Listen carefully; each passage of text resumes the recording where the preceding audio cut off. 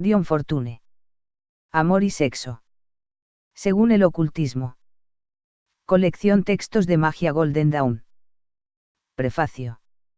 Esta obra que contiene las enseñanzas esotéricas relativas al problema del sexo, está destinada especialmente a aquellos que no tienen conocimientos ocultos sobre esta materia, pero que, sin prejuicios de ninguna clase, están buscando la información necesaria que les pueda resolver los problemas de la vida. A estos les podemos decir, a modo de explicación de estas páginas, que cada raza tiene su propia sabiduría secreta tradicional, que jamás se hace pública y que solo se transmite de los labios a los oídos o a lo sumo en manuscrito, y a aquellos que verdaderamente son dignos de recibirla. Esta tradición sigue una línea ininterrumpida hasta la más remota antigüedad, convergiendo las diferentes corrientes tradicionales conforme se aproximan a su fuente común. La primera sección está dedicada a dar un breve bosquejo de las doctrinas esotéricas en general, con el fin de que las explicaciones de las enseñanzas ocultas referentes al sexo puedan ser comprensibles. Recomendamos al lector que trate de captar las principales ideas expuestas aquí, tratando luego de expresar sus propias experiencias y observaciones concernientes a la vida, con la terminología que aquí empleamos. Conviene que se dé cuenta de que, si estas ideas son verdaderas, se producirán ciertos resultados de acuerdo con sus ocurrencias contemporáneas. Debe, pues, estar atento a los acontecimientos que se produzcan de acuerdo con sus anticipaciones o al revés. De esta manera, aprenderá tanto acerca de las enseñanzas esotéricas como es posible a toda persona que no sea una iniciada de las fraternidades que custodian los secretos de la ciencia oculta. Pero los que ya tienen ciertos conocimientos de materias esotéricas también necesitan algunas explicaciones, porque los mejores libros sobre el asunto siempre destacan los peligros de toda forma de magia sexual y la condenan como decididamente magia negra y perteneciente al sendero de la izquierda. Todo el que tenga alguna experiencia práctica del asunto convendrá en que esa afirmación es absolutamente cierta en lo relativo a determinados aspectos y aplicaciones de esta gran fuerza por su lado pasional. Y de estos aspectos de la cuestión nos ocuparemos más adelante, con objeto de que el desprevenido pueda ser advertido a tiempo y evite los peligros. El ocultismo occidental, sin embargo, difiere de la tradición oriental. Según se expone popularmente en estos países, al asegurar que las fuerzas sexuales, en sus aspectos superiores, son poderosísimos agentes regeneradores. Y que dichos aspectos están por completo divorciados de toda función física, perteneciendo a las esferas de la mente y del espíritu. M. Blavatsky, en esa maravillosa obra clásica del ocultismo que se llama La Doctrina Secreta, se refiere a esta cuestión con las siguientes palabras. Para la producción de los resultados alquímicos, tales como el elixir de vida y la piedra filosofal, el alquimista masculino necesitaba la aguda espiritual de la mujer. Pero desgraciado del alquimista que tomara esto en él muerto sentido de la unión física. Semejante sacrilegio no sería más que magia negra y el fracaso seguiría de inmediato. El verdadero alquimista de antaño solía usar mujeres de edad, y si ya estaban casados, entonces trataban a su esposa durante meses como hermanas antes y después de las operaciones. Aunque las doctrinas de las escuelas oriental y occidental de la ciencia esotérica son prácticamente idénticas, sus métodos de preparación y adiestramiento de sus iniciados son fundamentalmente distintos, trabajando como en realidad lo hacen bajo diferentes rayos y distintos maestros. No hay contradicción alguna en esta aserción, porque todos los rayos, en el sentido esotérico de la palabra, proceden del sol divino. La tradición oriental tiene una Literatura magnífica y se ha desarrollado y crecido hasta convertirse en un árbol grandioso, que da sombra a la vida de las razas que se desenvuelven bajo él, honrado por todos, hasta por los que menos lo conocen. La tradición occidental ha perdido casi todos sus antiguos documentos durante los siglos de persecuciones, pero todavía conserva las llaves de la puerta de oro y puede abrirla a los que buscan de verdad. Las escuelas oriental y occidental difieren grandemente en su actitud hacia esas fuerzas y hechos de la vida que solemos sintetizar con el nombre de sexo. Para el oriental, la mujer es un ser inferior, mucho menos desarrollado que el hombre en todo sentido, mientras que los occidentales, por el contrario, en muchos casos la consideran muy superior al hombre, siendo la inspiradora y la guardiana del ideal. Estas distintas actitudes de ánimo se reflejan en los sistemas esotéricos de cada tradición. El ocultista oriental rara vez encuentra en las mujeres que moran en el Purda, el desenvolvimiento intelectual y espiritual que las haga compatibles con un compañerismo en su tarea tan exigente, y en esa obra, si no se puede emplear el sexo en sus aspectos elevados y sutiles, entonces hay que eliminarlo completamente. De ahí que la tradición oriental no tenga en cuenta para nada la contribución esotérica femenina en relación con el sexo y la vida racial. En la tradición occidental, por otra parte, la mujer desempeña una parte importantísima, tanto o más que la que tiene en la vida social y política. Sean cuales fueren las distintas condiciones que prevalezcan en las razas que aíslan a las mujeres, nadie puede negar el papel preponderante que tiene el elemento sexual en la vida superior de las razas anglosajonas. Muchos iniciadores orientales han fracasado con sus discípulos occidentales, debido a su incapacidad para apreciar la gran importancia de este elemento en la vida de sus estudiantes. Puede existir perfectamente un propósito sincero y elevadísimo de impartir la verdadera sabiduría, pero no siempre existe la debida comprensión de la constitución de los occidentales. Cuando se despiertan los centros superiores, se ponen a funcionar de acuerdo con el tipo de actividad que el rayo occidental ha construido en él. Vehículo o cuerpo occidental, y si tal cosa sucede entonces se produce una gran confusión entre el rayo y el vehículo si ambos no son comprendidos debidamente. Por supuesto, no podemos dar muchas informaciones en un libro de esta naturaleza, pero sí la suficiente como para que sirva de indicios o claves para los que ya tienen experiencia propia. La tensión nerviosa tan común entre los estudiantes de la ciencia esotérica se debe mayormente a su ineptitud para asegurar la adecuada distribución de las fuerzas vitales en todos sus vehículos. Dion Fortune, Amor y Sexo según el ocultismo. Capítulo 1. Las condiciones modernas del matrimonio. Hace algún tiempo, un estadista afirmó que, en Inglaterra, el 25% de los casados vivían separados permanentemente en la práctica, 50% vivían juntos, aunque sin amor, y el restante 25% eran felices.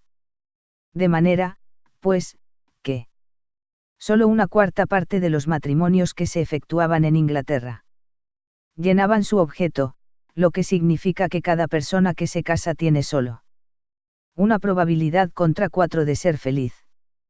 Nadie que haya observado la vida del hogar de sus amigos y vecinos considerará los datos estadísticos citados como pesimistas. Hasta quizá nos podríamos preguntar si realmente existe un 25% de parejas felices y si esa cifra no es exagerada. En los Estados Unidos, el país del fácil divorcio, se ha calculado que el porcentaje de parejas felices llega a alcanzar el 50%. De ello se deduciría que el estado matrimonial no implica un estado de fastidio o de aburrimiento, sino que la falta de felicidad se debe especialmente a la selección de un cónyuge inadecuado. Dos personas que se hagan la vida imposible una a la otra. Pueden, sin embargo, una vez instruidas por la experiencia, casarse con otra pareja y ser feliz con ella, siempre que la primera unión pueda ser disuelta. Existen actualmente varios libros admirables que explican al lector no científico, la fisiología de la vida sexual, y esos libros han sido de gran valor para disminuir el sufrimiento y la miseria humanas, causados por la ignorancia. Pero no han logrado resolver el problema y no nos dicen por qué. Dos seres humanos, sanos y sensatos, fracasan en su intento de realizar los más elevados aspectos del amor, perdiendo así lo mejor que la vida puede ofrecer. Y esos libros tampoco explican por qué dos personas, cada una de las cuales goza de elevada estimación en el círculo de sus actividades, pueden tener un efecto tan devastador la una sobre la otra, sin que para ello se requiera ni una sola palabra ni un solo acto de egoísmo, de tal modo que la simple compañía resulte para ambas una verdadera desgracia. Las intuiciones de toda la humanidad declaran que el matrimonio puede contener la mayor felicidad y el mayor bien de la vida, pero es rarísimo comprobar o ver justificada esa intuición. Sin embargo, cuando así ocurre, la felicidad lograda es tan grande y su influencia sobre los demás tan trascendental y elevadora en el medio circundante en que viva la pareja que todos los infortunios matrimoniales de los demás quedan más que contrapesados por esa unión feliz y completa. ¿Qué conducta deberíamos, pues, seguir, con respecto al matrimonio, en la sociedad civilizada? Deberíamos imitar a los griegos, que no pedían a sus esposas más que herederos, mientras que buscaban como compañeras de su corazón y de su mente a otras mujeres libres y solteras, a las que nosotros hoy consideramos como cortesanas. Deberíamos debilitar los vínculos matrimoniales facilitando el divorcio de acuerdo con las leyes norteamericanas. O debemos continuar con el presente estado de cosas y apostarlo y arriesgarlo todo a una elección única e irrevocable. Cada uno de estos planes tiene sus desventajas. De acuerdo con él sistema griego, las mujeres de elevada evolución rara vez daban hijos a la raza. Porque las mujeres de costumbres promiscuas son generalmente estériles. Además, las madres de la nación, premiadas solo por su fecundidad, recibían muy poca cultura intelectual o de carácter, por cuyo motivo no servían para educar a los hijos, ya que ellas mismas carecían de la ilustración necesaria.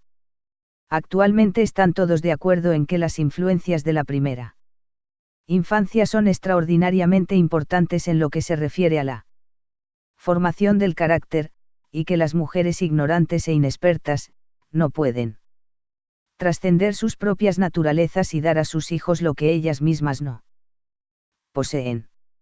Se dice que el fracaso de Turquía en producir un elevado estándar de carácter nacional entre sus clases dirigentes, se debía justamente al atraso e incultura de las madres encerradas en los harenes, en tanto que los campesinos y trabajadores que no tenían medios para recluir a sus mujeres, eran de un carácter mucho más elevado en todo sentido.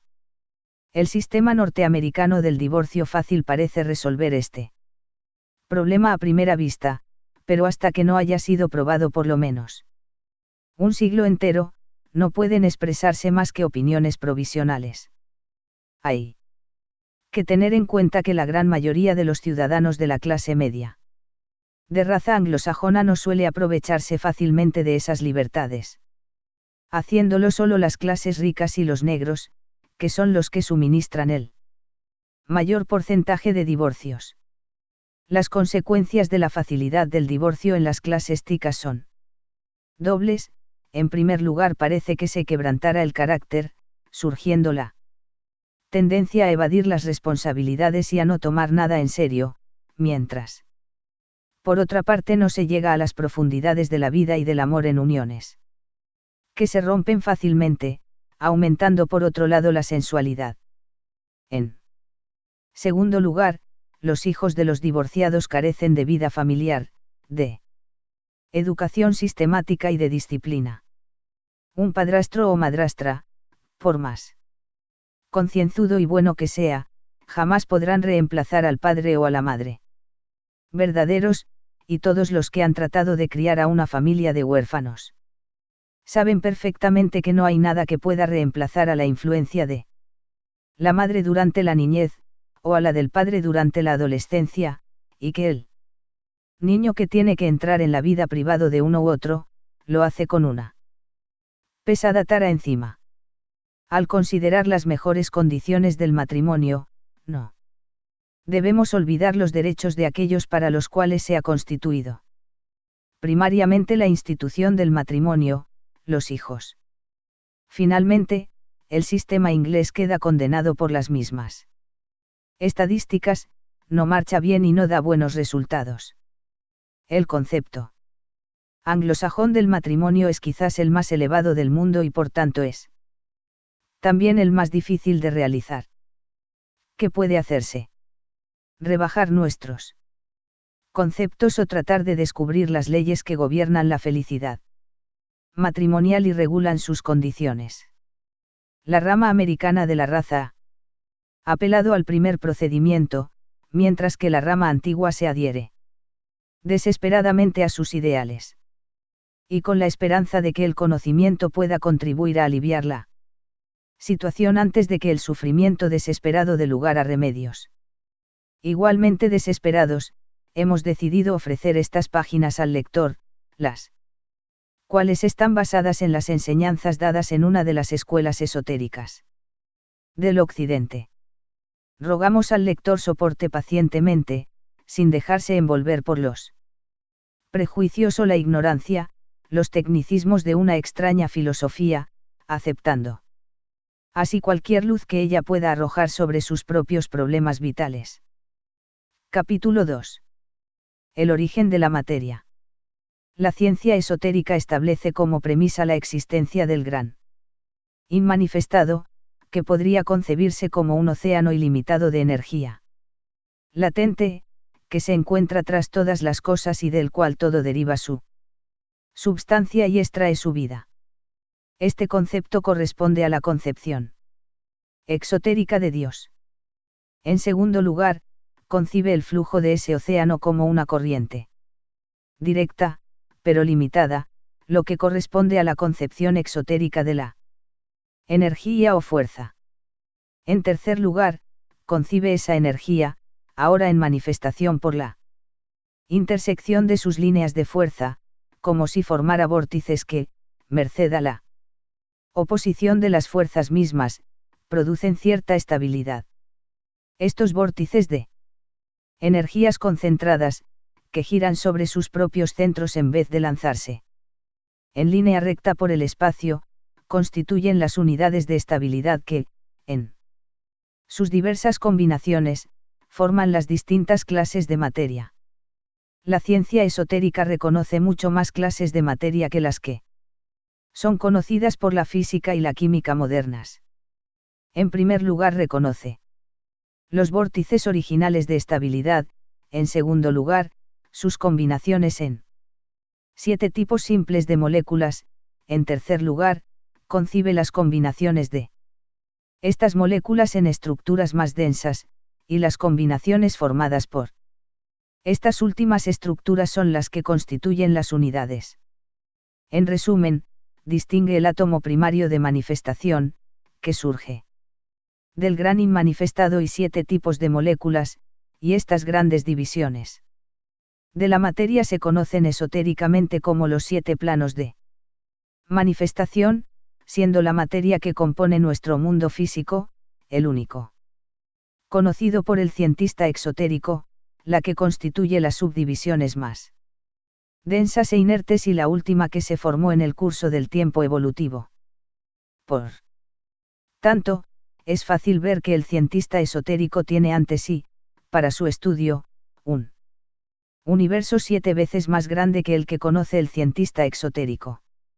El concepto de la ciencia esotérica es que aunque todos estos 7 planos han surgido del inmanifestado como primera causa, tienen entre sí relaciones causales inmediatas, de manera que el primer plano al desarrollarse da lugar al segundo y determina sus manifestaciones, el segundo al tercero, y así, sucesivamente, hasta llegar al plano de la materia física, que también puede ser llamado el plano de los efectos, donde pueden observarse las actividades de los planos superiores y cosechar ultérrimamente sus consecuencias.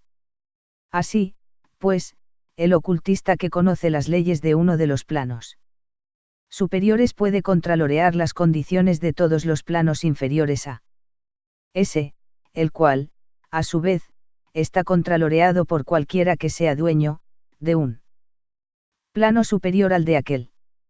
El contralor ultérrimo reside en la naturaleza inherente de la manifestación primaria. El objetivo de esa rama de la ciencia esotérica que se llama magia, es obtener el control de las condiciones de cada plano, obrando sobre las energías del plano inmediatamente superior, cuyo plano opera como plano causal con respecto al inferior. La magia blanca consiste en utilizar esos conocimientos para armonizar y elevar la existencia de acuerdo con las tendencias progresistas de la evolución, y que absolutamente no excluye a nadie ni nada que por su naturaleza sea capaz de recibir sus beneficios. La magia negra, en cambio, puede definirse como el empleo de ese conocimiento superior con el fin de hacer que cualquier sección de la existencia o de la vida retrograde a una fase de la evolución inferior a la que había alcanzado, o bien que trate de beneficiar a alguna parte de lo manifestado a expensas del resto. Capítulo 3. El origen del hombre. La ciencia esotérica, después de concebir la primera emisión de energía, o sea la atómica, cuya unidad de manifestación es el vórtice primario llamado átomo, cuyo desenvolvimiento constituye la substancia de la materia de cada plano de manifestación, concibe igualmente una segunda emisión, la monádica, cuya unidad de manifestación es la mónada o chispa de conciencia divina, cuya evolución conduce al desenvolvimiento del alma humana y a las alturas espirituales que están más allá. Esta mónada, o chispa de conciencia espiritual, se forma en torno suyo un cuerpo compuesto por los átomos del plano inmediatamente inferior al de ella, cuyo cuerpo se modela de acuerdo con las líneas de fuerza inherentes a dicha mónada espiritual, de la misma manera que las partículas de una substancia cristalina que se encuentren en una solución, van precipitándose según las líneas de fuerza del cristal que les dio origen, porque la animación de la vida determina la configuración del cuerpo. Cada plano es, comparativamente hablando, un plano de fuerza vital que fluye libremente, comparado con la relativa densidad del plano inmediatamente inferior, con cuya substancia se construye un vehículo para confinar sus energías, de manera que puedan ser empleadas con fines específicos. Así, pues, la mónada, como vida incondicionada, se forma un vehículo con la materia del plano inmediatamente inferior, cuyo vehículo, si bien material al compararlo con la densidad del plano de la vida que lo anima, no es material si se lo compara con el plano inmediatamente inferior. Esta unidad bimaterial o bisubstancial recién formada, puede irse formando sucesivos vehículos o cuerpos de manifestación cada vez más limitadores, en los planos inferiores. De esta manera se van construyendo los vehículos, dando cada uno de ellos una mayor definición y limitación a la expresión de la vida interior que lo anima, estando cada uno de ellos metafóricamente, como capas concéntricas en torno del núcleo formado por la mónada, hasta que aparece la forma ultérrima en el plano material o cuerpo físico, según lo conocemos. Un ser humano, según la ciencia esotérica, es una criatura septupleino. Una simple dualidad de mente y cuerpo. La ciencia esotérica declara que el ser humano tiene un vehículo compuesto por la materia de cada plano de manifestación, sujeto a las leyes y condiciones de ese plano y capaz de funcionar allí y en ninguna otra parte. Cada vehículo está construido y contraloreado por el vehículo del plano inmediatamente superior y en el centro mismo de todo se encuentra la mónada que deriva su substancia del inmanifestado, como fuente infinita de presión constante. Capítulo 4. La evolución del hombre. Hemos visto que, según la ciencia esotérica, la mónada va construyéndose cuerpos con la materia que se va desarrollando en cada uno de los sucesivos planos inferiores, en el curso de la primera emanación. Tenemos luego que ver cómo aprende a emplear esos cuerpos.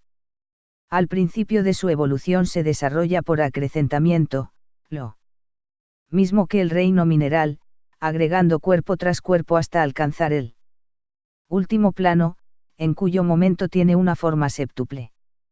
Después ya no agrega más cuerpos, pero crece en complejidad, cuerpo tras cuerpo.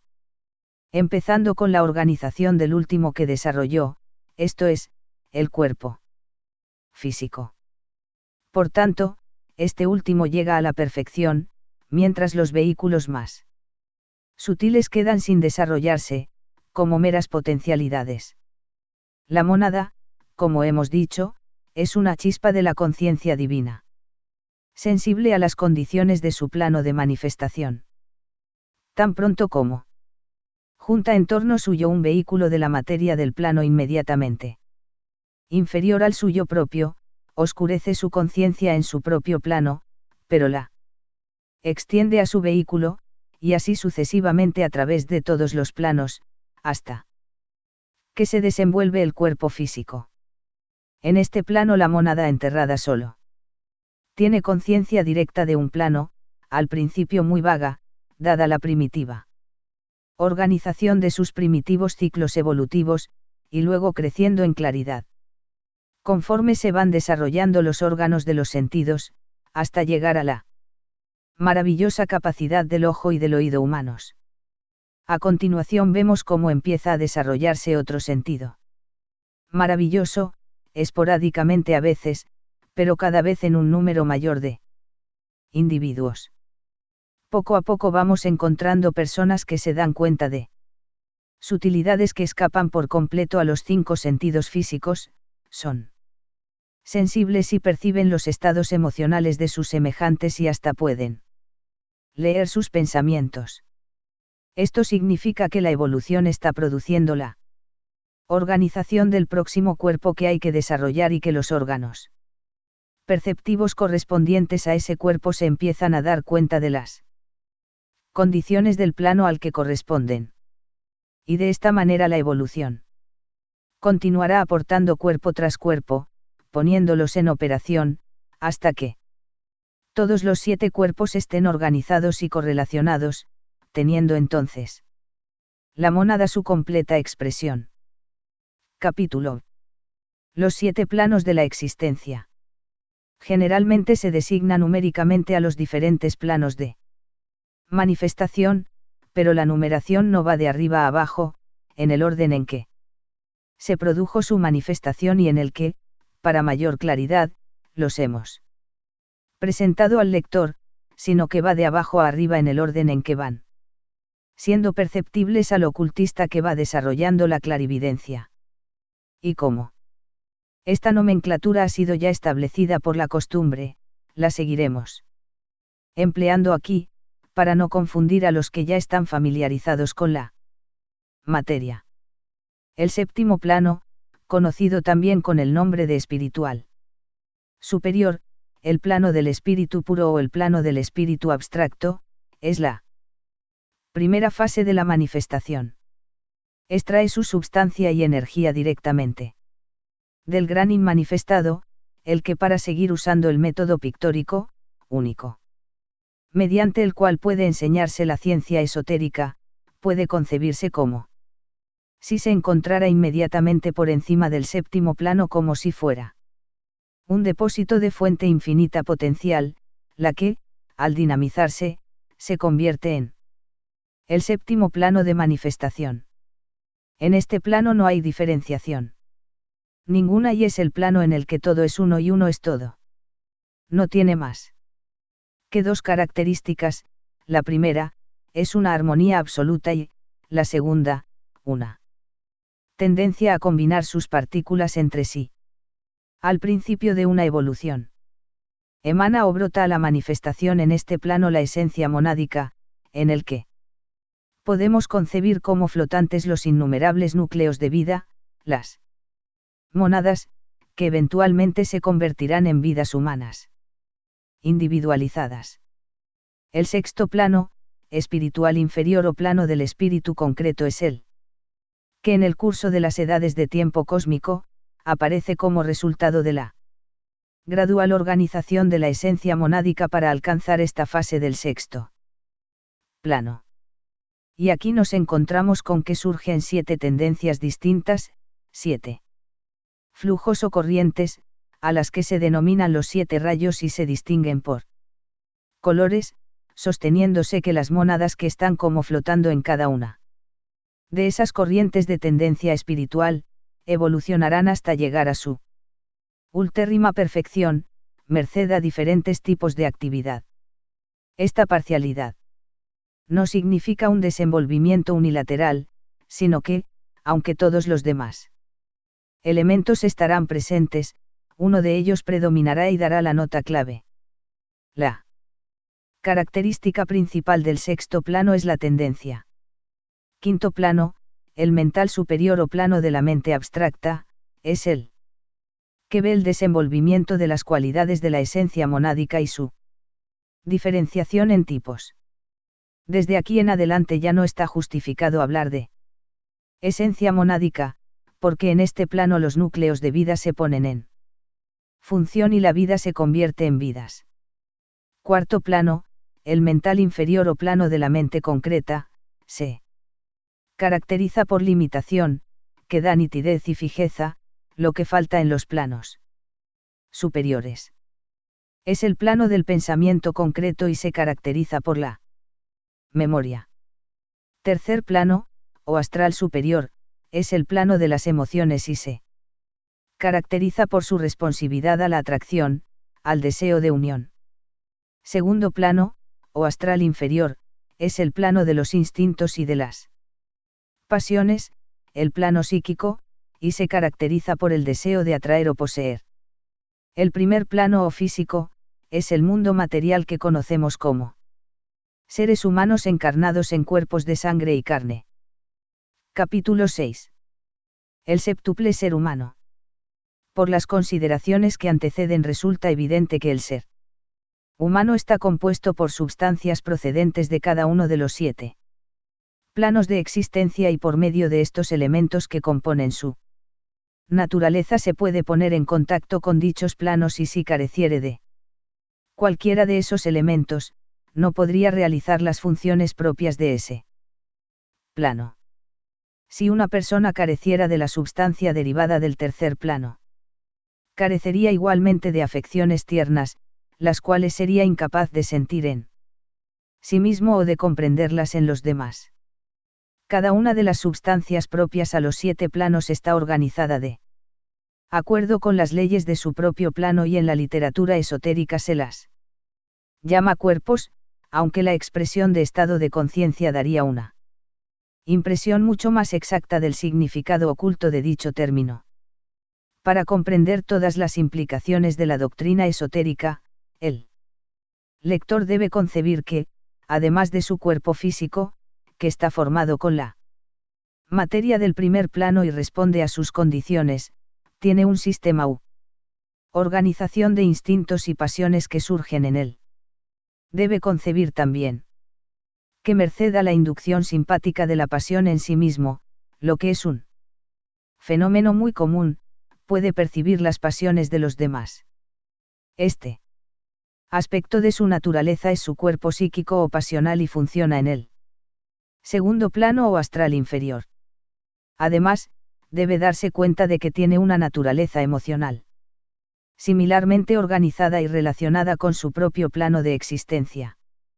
Pasando otro tanto con sus facultades razonadoras y su pensamiento abstracto. Y finalmente con su naturaleza espiritual, hasta llegar ultérrimamente a la chispa de vida divina que forma el núcleo en torno del cual se ha formado su existencia individualizada. De esta manera se comprenderá que el hombre tiene, por así decirlo, 7 distintos aspectos en su naturaleza, cada uno de cuyos aspectos es mencionado como cuerpo por la ciencia esotérica. En el curso de la evolución, la mónada va juntando en torno suyo materia de cada plano, pero se necesitan larguísimas edades de experiencia y desenvolvimiento antes de que las citadas masas de substancia se vayan organizando y formando cuerpos definidos y adecuados para funcionar a la vez subjetiva y objetivamente. En otras palabras, transcurren edades enteras antes de que dichos cuerpos estén suficientemente desenvueltos para poder llevar a cabo las funciones de sus respectivos estados de existencia, dándose cuenta de las condiciones externas de su propio plano de manifestación.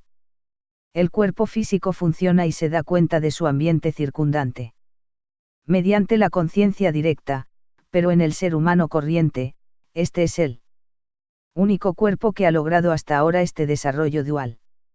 Sin embargo, en él existen ya suficientemente desarrollados como para poder funcionar subjetivamente, los cuerpos correspondientes al segundo, tercero y hasta el cuarto plano, si se trata de las llamadas razas civilizadas. No obstante, es poco frecuente encontrar a alguno con el cuerpo correspondiente al quinto plano ya desarrollado, teniendo consigo el poder del pensamiento abstracto. Y es muchísimo más raro aún encontrar un verdadero desarrollo espiritual, en contradistinción con los ideales emocionales pertenecientes al tercer plano, que frecuentemente se confunden con la verdadera espiritualidad. En los seres humanos muy evolucionados, podemos llegar a observar que ya tienen bastante desarrollados uno o más de sus cuerpos sutiles, lo que les permite percibir su medio circundante por conciencia directa, en vez de las impresiones subconscientes, como ocurre con el ser humano de evolución corriente. De esta manera, en vez de ser meramente influenciado subconscientemente por los estados emocionales de sus semejantes, sin saber a punto fijo qué es lo que le pasa como ocurre generalmente, el ser humano evolucionado está plenamente consciente de los sentimientos de sus semejantes. La evolución está ya desarrollando definidamente los cuerpos sutiles, como lo prueba el hecho de que lo que llamamos psiquismo se va extendiendo más y más en sus manifestaciones menores por todas partes. En lo que concierne al hombre, muchos no se dan cuenta exacta de que, aunque la síntesis de todos los estados de conciencia es la más elevada forma de existencia, es perfectamente posible, concentrándose en cualquier estado determinado de conciencia, limitar la atención a ese estado solo y a ninguno más, percibiendo de esta manera un mundo propio, el plano de manifestación. ¿A qué corresponde ese estado de conciencia?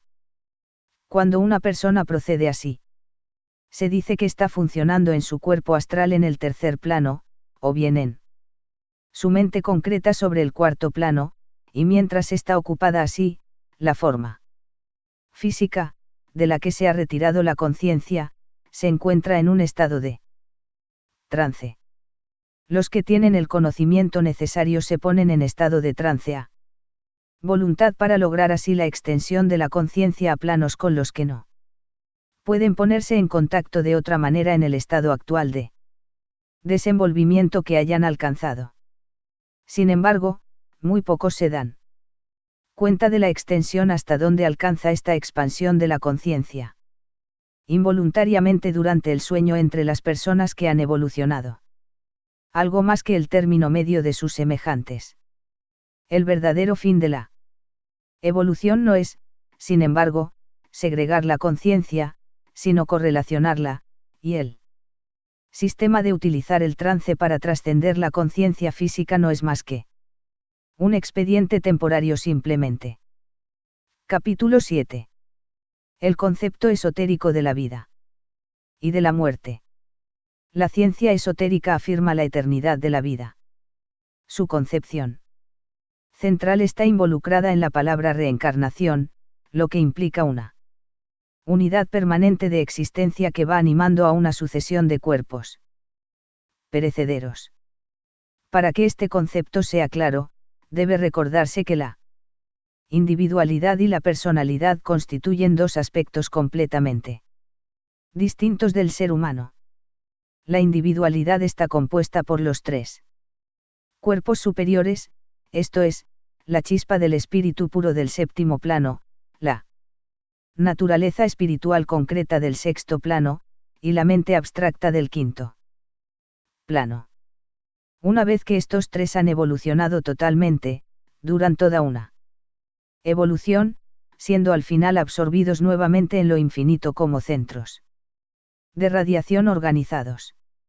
Los cuatro cuerpos inferiores, la mentalidad concreta, la naturaleza emocional, la naturaleza pasional y el cuerpo físico, se consideran como envolturas temporales compuestas por la materia de sus respectivos planos, que la individualidad permanente utiliza como meros vehículos y que, colectivamente componen lo que se llama la personalidad. La personalidad se forma con objeto de permitir a la individualidad, que es informe o carente de forma, adquirir experiencia en el mundo de las formas.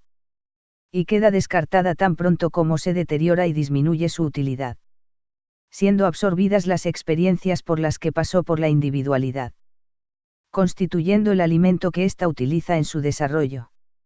Así es como la individualidad es la que sufre la evolución a través de las edades, mientras que las numerosas personalidades relacionadas con aquella, meramente nacen, se desarrollan, viven, envejecen y mueren, pero cada nueva personalidad, emanada por una individualidad que ha progresado, es de un tipo superior a la que la precedió.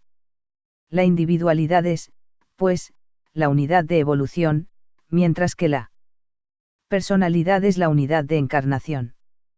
De la doctrina de la reencarnación surge la teoría esotérica del destino. La palabra destino puede tomarse como sinónima del término karma, utilizado en las escuelas orientales. El destino de un ser humano representa la suma total de las causas que ha puesto en movimiento en sus vidas pasadas, las cuales determinan las condiciones del presente, pero nuevas causas van siendo introducidas constantemente por la acción modificadora de la voluntad, haciendo, por tanto, que el destino no tenga ese carácter de inevitabilidad que le da el sentir exotérico, sino que consiste más bien en una influencia condicionante y no fatalmente determinante. Es verdad que algunas de las causas puestas en movimiento en el pasado son tan fuertes que no hay esfuerzo de voluntad posible que las detenga en su camino, teniendo que contemplar cómo se agota totalmente la fuerza puesta en movimiento, pero siempre puede el hombre determinar la reacción que producirán en él mismo, si se dejara aplastar por ellas o las utilizara para su propia purificación, si se exaltara merced a la oportunidad bien aprovechada o si se dejara degradar por su abuso. La ciencia esotérica enseña, por consiguiente, que aunque el ser humano tenga que elaborar y resolver sus problemas en el medio en que se encuentre, en cualquier vida dada y en un plazo comparativamente limitado de tiempo, aunque no tenga la voluntad libre, puede determinar en tal forma las cosas que crearán su futuro, que, en realidad, puede hacer de sí mismo lo que desee. Capítulo 8. Evolución e iniciación. Por lo que antecede se verá que la ciencia esotérica concibe al ser humano como una entidad que evoluciona de lo subhumano a lo humano, y luego a lo suprahumano, siguiendo a estados de conciencia del psíquico, del inspirado y del iluminado. La gran corriente de la evolución arrastrará hasta al ser más degradado a la altura del espíritu en el curso del tiempo, pero pasará un periodo de tiempo tan largo para llegar a la consumación de este proceso, como ha transcurrido para traer al ser humano hasta su estado actual. Existe, Sin embargo, un sistema para acelerar la evolución, que se conoce con el nombre de iniciación, en el cual, mediante el empleo deliberado de su raciocinio y de su voluntad, el ser humano puede hacer por sí mismo rápidamente lo que la evolución está haciendo muy lentamente por toda la existencia. La vida no surgió toda simultáneamente del gran inmanifestado, sino más bien en forma de corriente o sucesión, de tal manera que, aunque todos sigan el mismo camino, unos están más adelante que otros y logran alcanzar altos estados de desenvolvimiento, mientras que sus hermanos están esperando o bien el momento de su manifestación o solo han alcanzado las primeras etapas evolutivas. Los hermanos mayores, sea que estén aún encarnados o que hayan pasado a estados en que ya no emplean cuerpos físicos, impulsados por el mismo sentimiento filantrópico que nos hace a nosotros cuidar de los débiles e ignorantes en el mundo físico, pueden dedicarse a instruir y a auxiliar a los que lo merezcan y sean capaces de beneficiarse realmente con su auxilio. Son muchos los individuos que han sido enseñados y preparados por los hermanos mayores, y estos discípulos son los que constituyen la vanguardia de la evolución.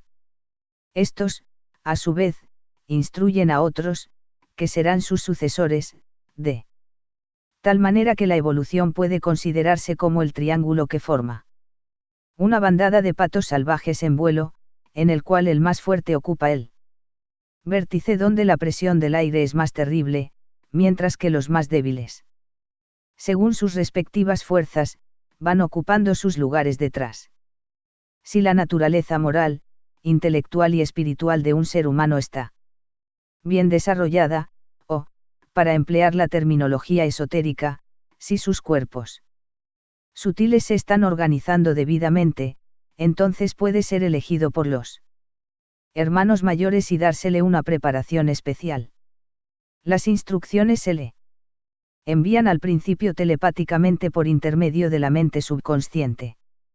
Y una vez que ha progresado suficientemente en esta forma, se lo pone en contacto con otros discípulos de los hermanos mayores que se encuentren en el mundo físico, los cuales le enseñarán y lo prepararán conscientemente, de acuerdo con los medios adecuados correspondientes a ese plano, la palabra hablada o escrita, etc. Más tarde, cuando haya hecho el progreso suficiente, los hermanos mayores y menores conjuntamente, mediante el procedimiento conocido como iniciación, correlacionan la subconsciencia con la conciencia. El lector podrá preguntar al llegar a este punto cómo se puede uno poner en contacto con los maestros. Poco podemos decir al respecto, porque se trata de una cuestión de experiencia interna. Bastará con decir que el deseo, si es bastante fuerte y suficientemente persistente, acabará por desgarrar el velo y se logrará el contacto buscado. Desde allí en adelante el sendero se abre. Y el discípulo comienza a avanzar.